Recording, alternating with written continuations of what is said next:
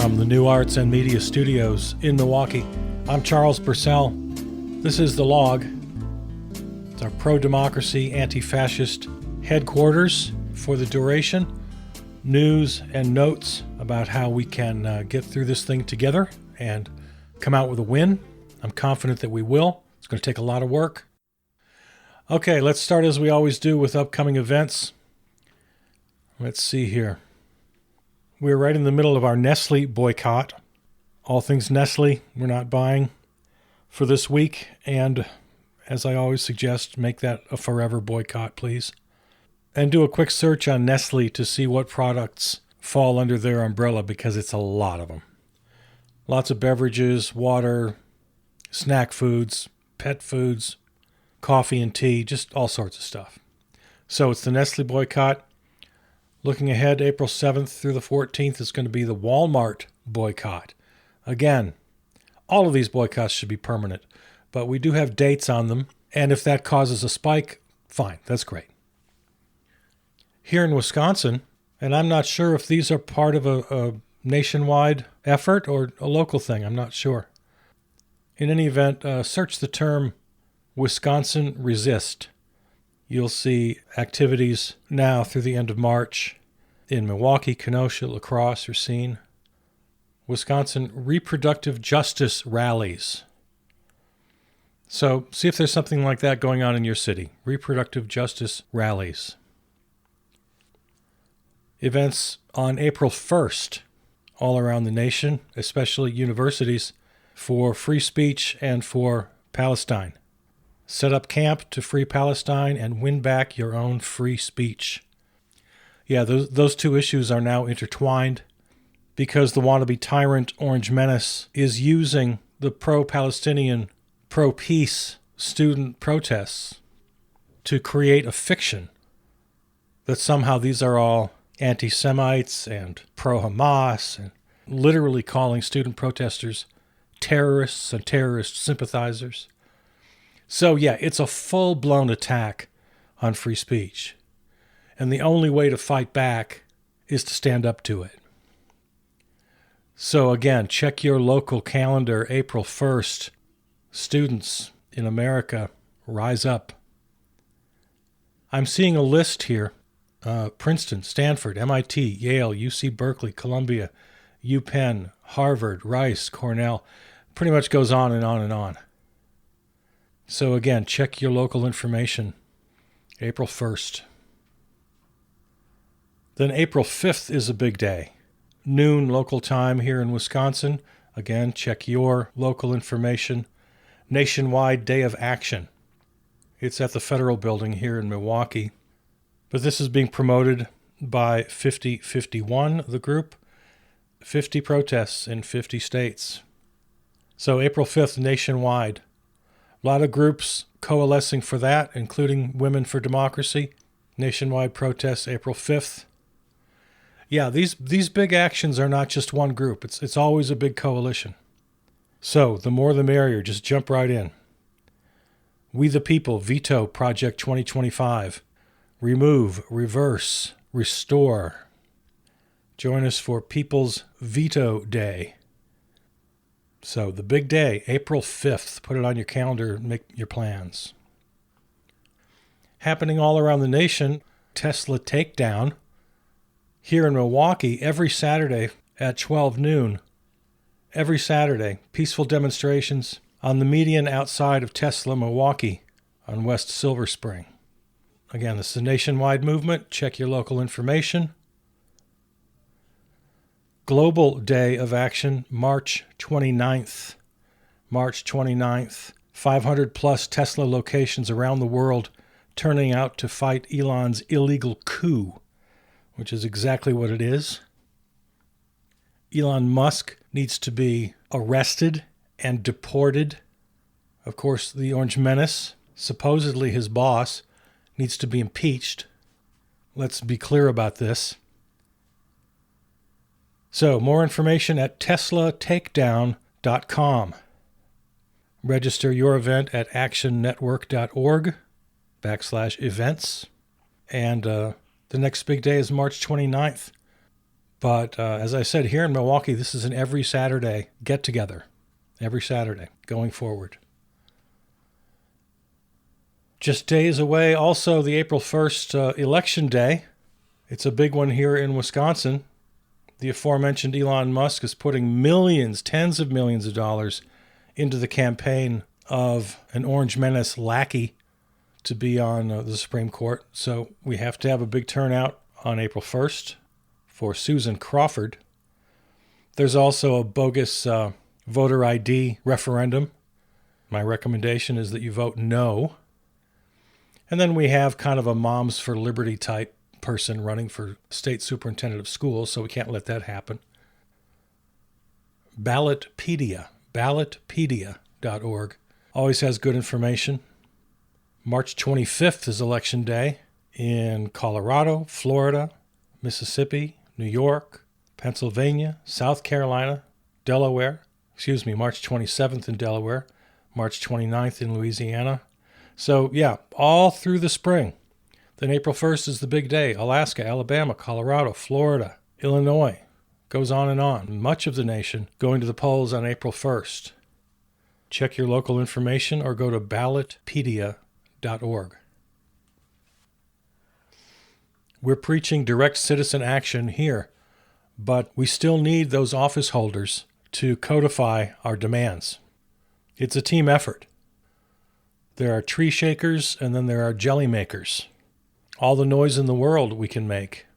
Unless it's written into law, it's all for naught. So, check your information. Get out to the polls. My friends here in Wisconsin, don't let Elon Musk buy our state Supreme Court. Speaking of Musk and this whole Tesla takedown thing, I was raised in a relatively strict home, morally speaking. A moral, religious kind of upbringing. Pretty strict. Not much wiggle room, if any. But I can't remember a time ever in my entire life when it was not okay to punch a Nazi. That was kind of a given. We never even had to ask. Is it okay to punch a Nazi? Well, of course it is. We all knew that.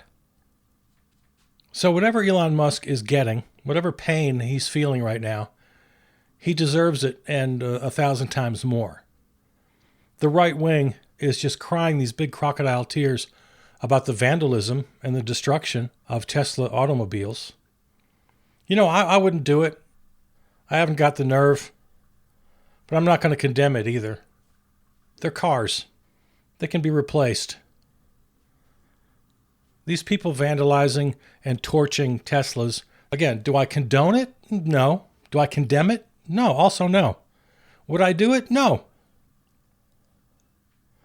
There's a new kind of genre of short videos I've seen, the TikTok kind of videos, where people come on and say very earnestly, the ones I saw are very earnest, don't vandalize Cybertrucks because there are 7 cameras on the exterior of every Tesla Cybertruck. The camera will catch you. And here's exactly where they are. Here's exactly where they're located. And the guy in the video points you right to exactly where the cameras are. And he's he plays it totally straight. There's no giggling or winking. He's acting as though, oh no, you can't do it. The camera is right here, exactly right here. I'm pointing to it. That's where it is. In other words, that's where you put the tape over or you spray paint before you vandalize. But he doesn't come anywhere near suggesting that. He plays it totally straight. There's another one. It shows a regular truck, a regular gas-fueled truck, parked in a Tesla charging lot, blocking one of the chargers. And the guy on the video says, again, very earnest, oh, don't do this. Don't park in a Tesla charging station. That way, people with Teslas can't charge their cars. Don't do this. But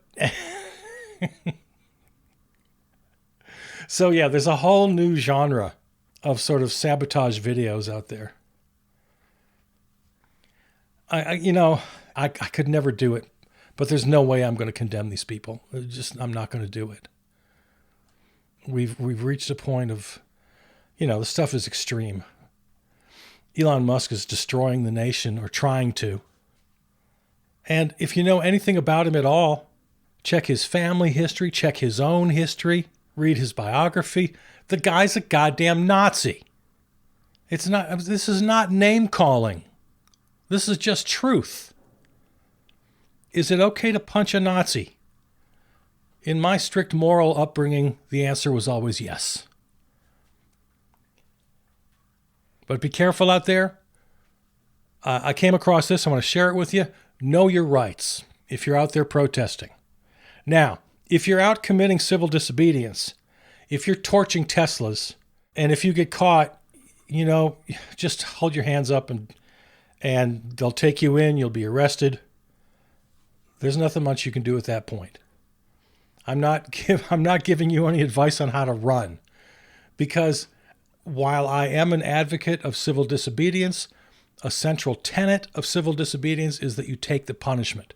So don't do it unless you're prepared to sit in a Birmingham jail like Martin Luther King did. Okay? Understand what civil disobedience is. If you get caught, you have to be willing to take the punishment. That is the very definition. That's how it works. If you're not prepared for that, then don't do the deed. All right? Okay, so I've got a list here of 6 items. Know your protest rights, published by ACLU. I'm sure if you search that, it'll come right up for you. Know your rights. I'll run them down here quickly. Number 1, you do not need a permit to protest in response to breaking news. And you do not need a permit to march in the streets or along sidewalks, as long as you are not obstructing traffic or access to buildings. Okay, so don't think you have to get a permit, you have to go through all these channels. You can protest whenever you want, wherever you want. You can't obstruct traffic or access to buildings. If you do, good. But as I just said, that's civil disobedience. You have to take the punishment.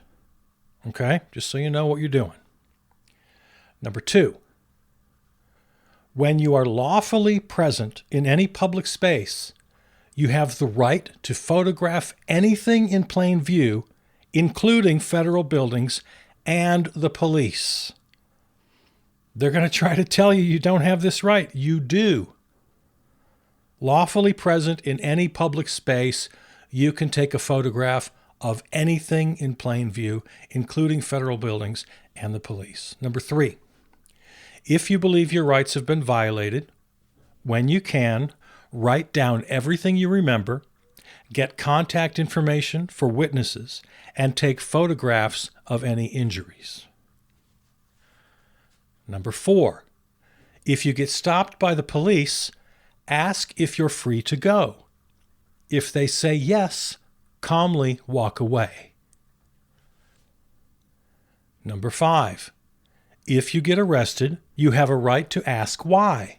Otherwise, say you wish to remain silent and ask for a lawyer immediately. Do not sign, say, or agree to anything without a lawyer present. And number 6, if you get stopped by a member of the military or any law enforcement officer at a protest, you have the right to remain silent or to tell them that you'll only answer questions in the presence of an attorney, no matter your citizenship or your immigration status. So those are 6 items. I'm sure if you search that, it'll come right up for you. Know your rights from the ACLU. All right. I went to Congresswoman Gwen Moore's town hall over the weekend. I interviewed her, and I'm going to put that together and play it for you on the weekend show, along with extended excerpts from the town hall. I'll tell you right now, the bottom line, it was It was too polite.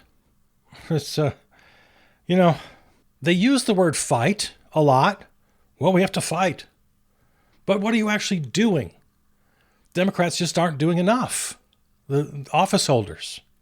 And there's all this hand-wringing and this pontificating from the chattering class about what they should do. Well, damn it, do something. I'm really hoping a lot of independent candidates run in the midterms. But even that, I mean, that's great. As great as that is, that's still a year and a half away. We have serious, as they say, the 5-alarm fire is happening right now. We have to get in the streets and we have to take direct action right now. And we have to play both offense and defense.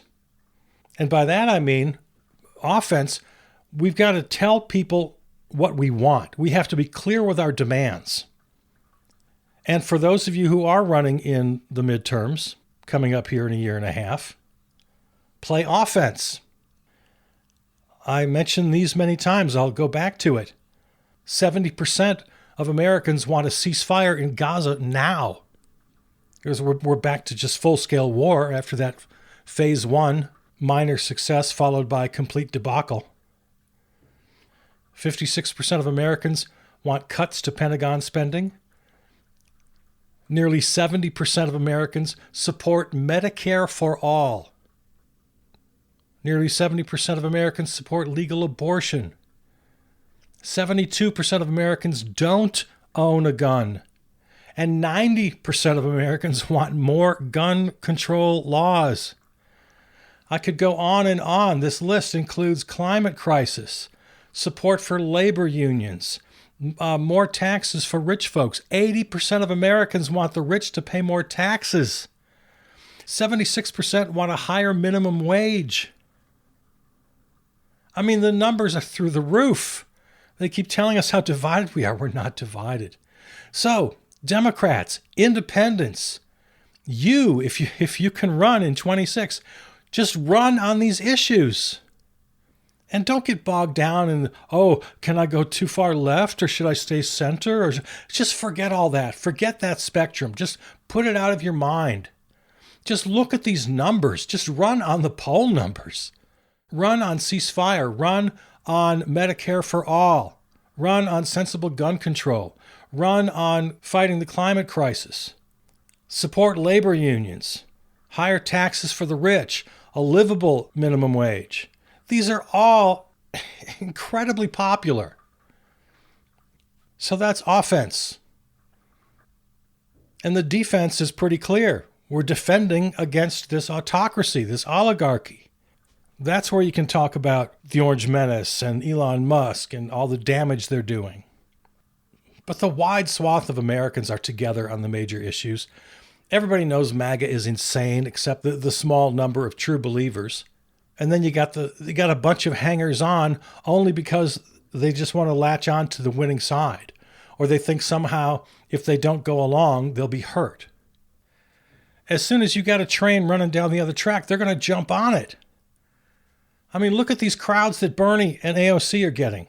Nearly 34,000 people in Denver. Bernie said he never had a crowd that big when he was running for president. All over the country, they're getting crowds. And neither one of them, AOC, Bernie, they're not up there saying anything crazy. They're just saying things that everyone already agrees to. Everybody deserves basic human rights, including LGBTQ folks. Rich people aren't paying enough in taxes. Healthcare is a right.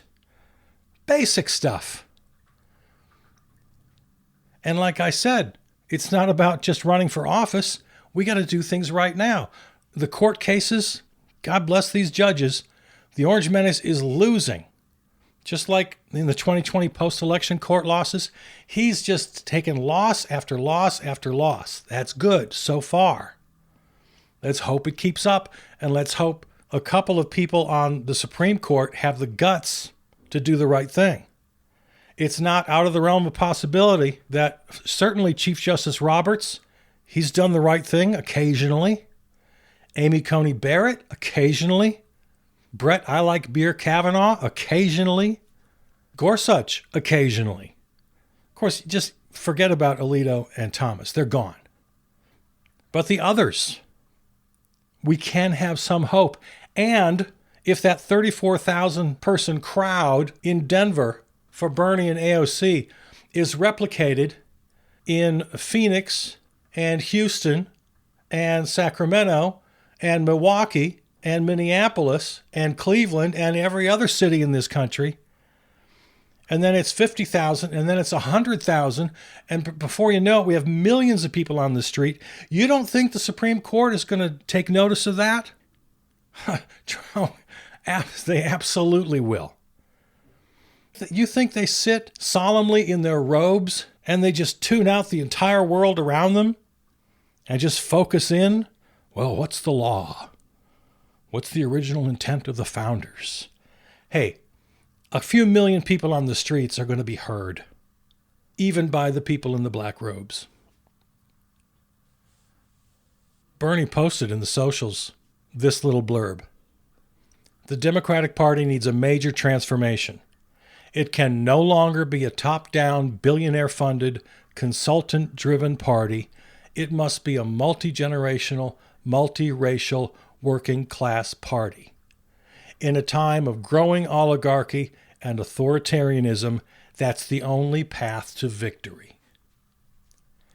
I shared that, and I noticed, looking around, that many people shared that little blurb. I mean, I don't know what the Democrats are thinking.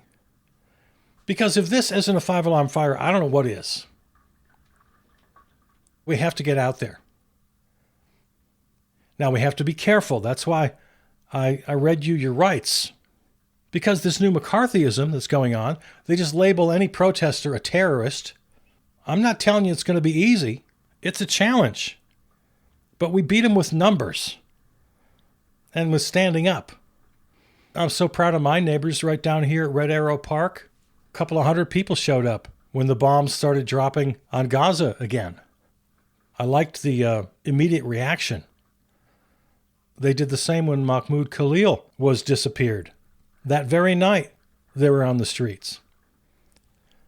So I couldn't be more proud of my neighbors. And there is a risk. This crackdown from the Orange Menace, from the regime, cracking down on protesters, cracking down on legal immigrants, on tourists, using this horrible McCarthyite tar and feathering, calling everybody a terrorist. More and more cases we're reading about. Green card holders, visa holders, spouses of American citizens, rounded up, disappeared, deported on these ridiculous charges, just made up. And then on top of that, you got these shakedowns happening. The regime is shaking down Columbia University successfully. Columbia caved. The Orange Menace demanded certain conditions from Columbia University based on how he thinks the world ought to work, and threatened to take away $400 million worth of federal funding, abusing his power. This is why I keep talking about impeachment. Everything he does is illegal. It's abuse of power every time he shakes down a university. And he's got a list. He and Pam Bondi have a long, long list of dozens of universities where they're planning to do the same thing. The letters have already been drafted. You treat these student protesters like criminals, eliminate anything that sniffs of DEI from your schools. He's got his list of demands, and he's threatening the full power of the federal government. Whatever funding you think you can get, forget it. It's a shakedown. Just like the major law firms, there have been 3 or 4 of them now in D.C., literally shaking them down. Play by our rules or you'll be banned from all federal buildings. Yeah, how's a law firm supposed to conduct business without being able to set foot in a federal courthouse? Yeah, abusing his power to literally shut these firms down unless they take the kind of cases he likes or they turn down the kind of cases he doesn't like, work for his friends, refuse to work for his enemies. He's abusing his power. He's locking in his authoritarian regime in universities, in major law firms, media outlets, shaking down major networks, major publications. And it's working. A lot of them are caving. He's shaking down the state of Maine because he doesn't like their governor and what she had to say about trans rights. So he's shaking down an entire state. Again, threatening to withhold federal funds, abusing his power as the president. Every single one of these an impeachable offense. If you were to write up the articles of impeachment, which I keep asking for, it's encyclopedic at this point. I don't know where you stop. Choose the top 10, the top 20, the top 50 crimes he commits every day. And yet we've still got these people who say we have to take it easy, take it slow, don't get too excited, choose your battles. Oh, you don't want to holler too hard about Palestine or trans rights. That might put some people off. Yeah. What was Martin Luther King's letter from the Birmingham jail talking about white moderates of the time, saying, oh, work through the system, go slow. Yeah. The people today who are advising us, just take it easy, don't try to move too fast. Those are the white moderates of King's time, the ones he implored in his letter from the Birmingham jail. If not now, when? So, right, Democrats, independents, citizens taking direct action, all of us in this broad coalition, we got to work both offense and defense. Offense is direct action. It's marching in the streets. It's making specific demands. Office holders, candidates run on the popular agenda. Livable wage. Healthcare is a right. Climate crisis is real and must be fought. Sensible gun control. These pull through the roof. The American people are not divided. That's the biggest lie of all the many lies. And then when you play defense, now we're talking about protecting basic institutions of democracy. Here we're talking about resisting the oligarchy, pushing back. And for us, for you and me, the regular folks, the rank and file, direct action is the only way to go. I recently pulled my copy of the Activist Handbook off the shelf for a reread. And for the moment, let's just leave that as a promo for our next podcast. That'll be Thursday, just a couple days from now. I'll put together some notes. Yeah, the Activist Handbook, a great publication, came out. When did it first come out? Mid-90s, maybe? And then there have been a couple updates over the years. Even the latest update is a little outdated as far as technology, but the advice is still excellent. So I've been rereading that, and I'll spend some good time on it on the Thursday podcast of The Log. And we'll have some good ideas about direct action. All right, I leave you for today. Check out the Thursday podcast, and then look ahead to the weekend podcast, Charles Purcell Presents. I'll give you that interview with Representative Gwen Moore and excerpts from her town hall. All right, I love you. Take care.